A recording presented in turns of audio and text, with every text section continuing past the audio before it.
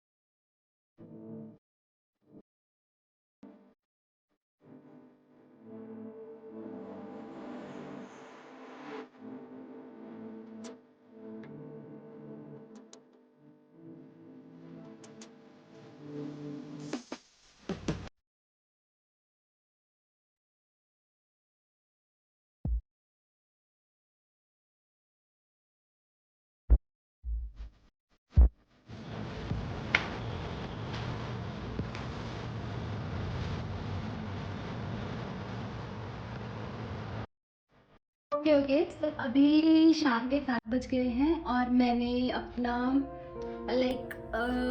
मेरा शाम का जो सेशन रहता है वो रहता है सी सैट का। तो मैंने आज आरसी पढ़ रही थी, मतलब पिछले PYQ जो थे वही देख रही थी। मेरे ही क्लास में करवाया गया था तो मैं वही देख रही थी। तो या मैंने सी सैट की भी क्लास ख़त्म कर ली, successfully implemented all the plans. हाँ, इकोनॉमी नहीं पढ़ा क्योंकि इकोनॉमी का QRM शुरू होने वाला है, तो मैं QRM के थ्रू ही रिवीजन करूँगी, इस वजह से मैंने इकोनॉमी नहीं किया। तो उसकी जगह पे मैंने अपना पॉलिटी और इन्वायरमेंट के PYQ को दे दिया।